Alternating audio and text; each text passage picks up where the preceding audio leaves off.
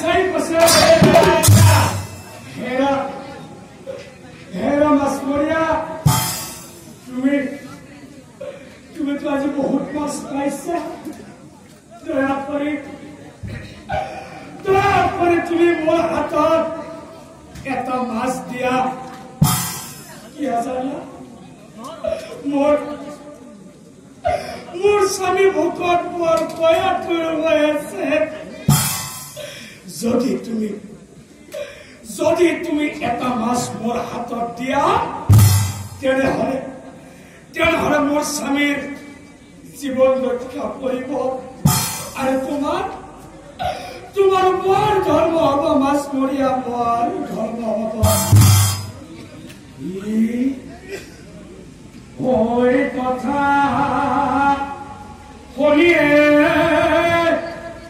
জানিব পাৰে মৎস্য হয় শুনিলে